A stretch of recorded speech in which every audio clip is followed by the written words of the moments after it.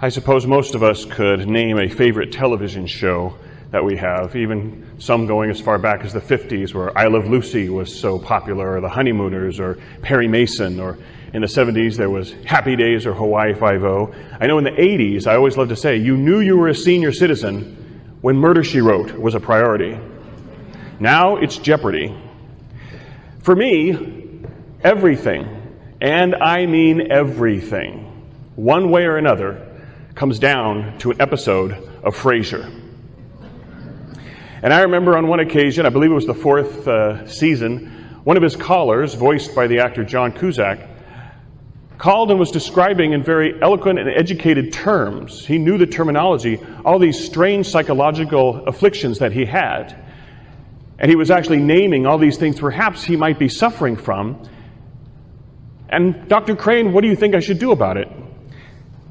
And to the caller, Frasier says, well, I have two possible diagnoses for you. One, you are seriously mentally disturbed and should be institutionalized at once.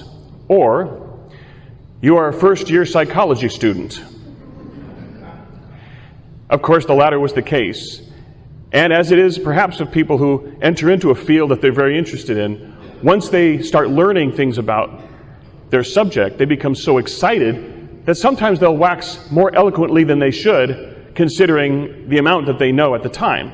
And of course, we see in examples for such things as doctors, heck, lawyers, psychologists, electricians, pretty much any profession, from priesthood to anything, those just starting out and learning are not the ones to go out and actually do the work.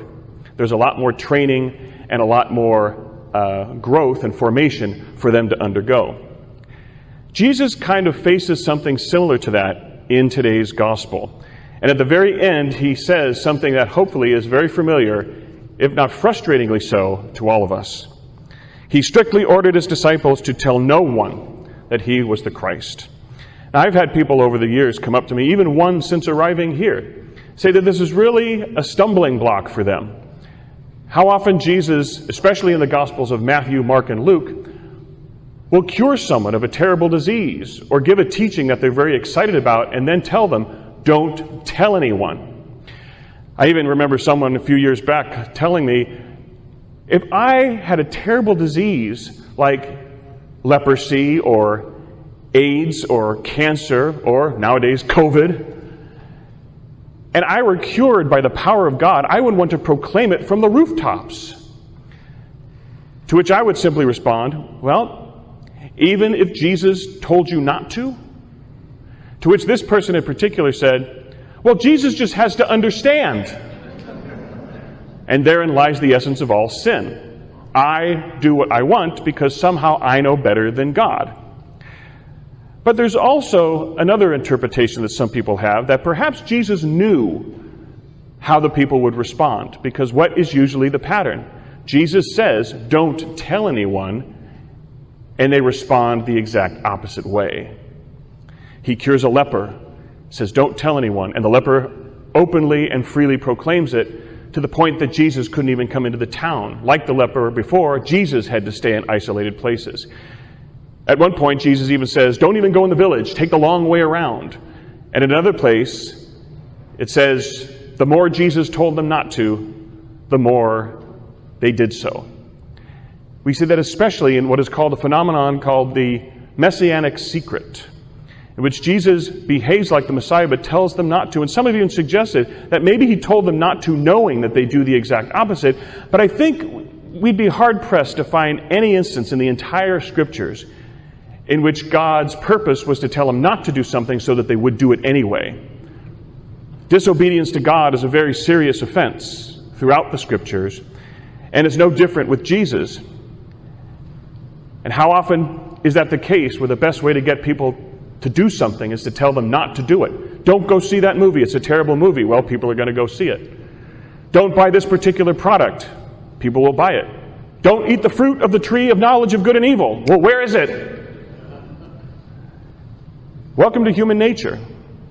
But perhaps we see the answer to that mystery in the gospel today, in which Jesus has told people, don't tell anyone, and they are doing so anyway. Now he asks the question, what are they saying about him?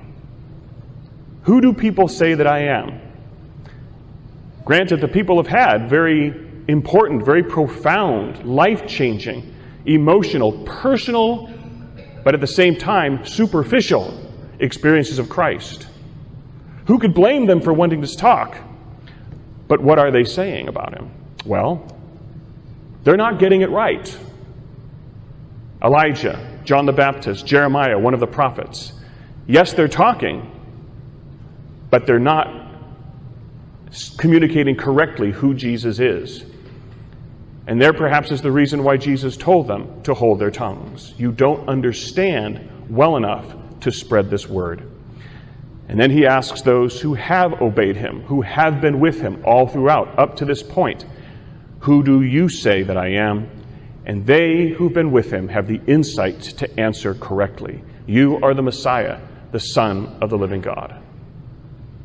And then he again tells them not to tell anyone. Well, next week we have the continuation of this reading, and we come to understand why Jesus still says, don't tell anyone. They have a deeper insight than those who had just the simple superficial encounter with Jesus, no matter how important and life-changing it was. But no sooner did they give their profession of faith when Jesus begins to tell them what it means for him to be the Messiah, the Son of God. And as a preview of coming attractions next week, here are some scenes from the next episode. Peter then begins to wax eloquently on why that's not to be the case, why that can't be so. And Jesus responds, "Get behind me, Satan. You are not judging by God's standards, but by human standards." How many people throughout the gospel could Jesus say that to? Do not tell anyone.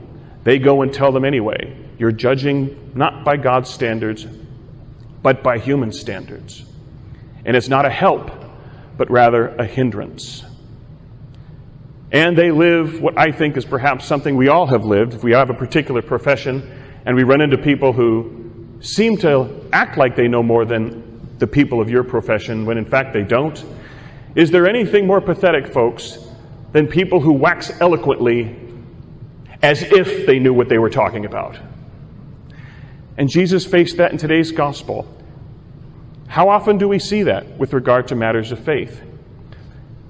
Never mind the media pundits we see often these days, some of whom aren't even Catholic, let alone Christian, who love to wax eloquently on what it really means to be a real Christian in today's society. It's inclusive. It's tolerant. It's accepting of everybody, and it's all about love. But also, how many, even within our faith community, have had little more of that than an 8th grade level education of their faith? How much mind was paid, if one went to a high school that was Catholic, of the subject of religion in high school? How many have little more than the CCD, religious ed level faith formation, which they got mainly because they showed up for instruction for First Communion and confirmation? How many have known others or themselves whose children have left the faith or left the practice of the faith shortly after leaving home? And when you look back, most of the upbringing has been little more than just simply going through the motions, following the rules, fulfilling the obligations, but not much of the substance behind it. I've often run into people who will often hear either my or another priest's homilies, and they'll say, well, that's different from what I learned in 2nd grade from the nuns. I even knew one priest, it wasn't me, but I even knew one priest who responded immediately, well, I'm glad to see you outgrew 2nd grade. But think about that for a minute. In 1st grade, I learned that 3 plus 3 plus 3 is 9. There it is. I know math. Then a few years later, you take away 1 3, and now it's 2 3s. Before it was 3 and 3 and 3 is 9. Now it's 3 and 3 is 9. But it's a difference between 3 plus 3 and 3 times 3. Now we take away the second 3 a few years later. Now we have a 2. Well, last time I checked, 3 and 2 were 5. Now we're saying 3 and 2 are 9. Of course, now we've gone from 3 plus 3 plus 3 to 3 times 3 to 3 squared. We come to a deeper understanding of mathematics.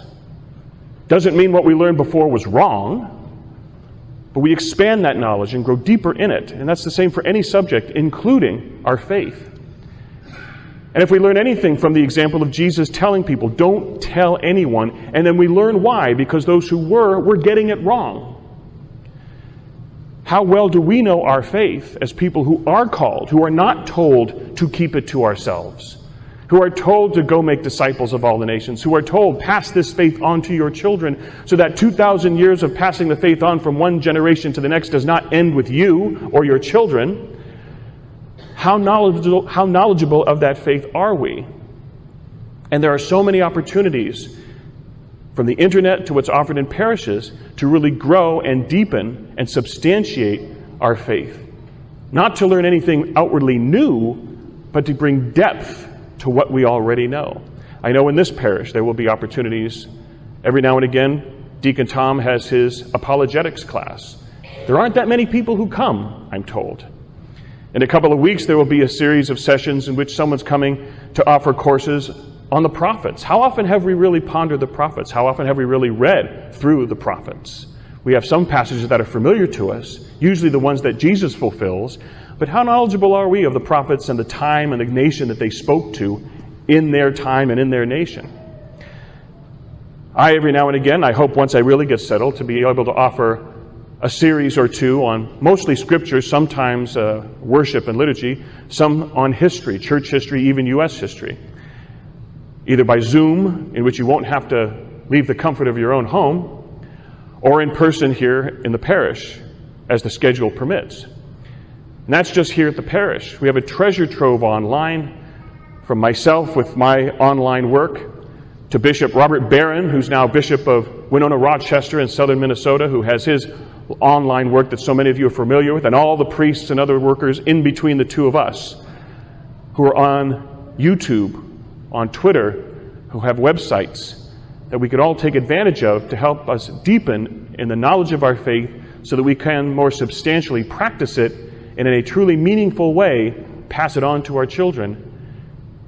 Because we aren't just waxing eloquently as if we knew what we're talking about, but from a deeper knowledge of faith, we were fulfilling Christ's command to go forth and make disciples of all the nations, starting with your family and your children. So we can understand why Jesus would tell so many of them not to say a word until they were ready. These disciples had more knowledge and understanding of Christ than others, but even then they still weren't ready. Only after they were inspired by the Holy Spirit, having seen Christ dying on the cross and experienced his resurrection, having truly come to understand the depth of that, were they able to go from saying, "You are the Messiah, the Son of God," to eventually proclaiming, "This Jesus whom you crucified has been raised from the dead." Let us pray that as we continue to live, worship, spread our faith to one another and to the next generation, that we don't stop learning and growing in that faith, so that we can continue to preach the understanding of God as God would have it, on God's terms, because we have within us a substance of the faith that comes from an obedience of Christ's command.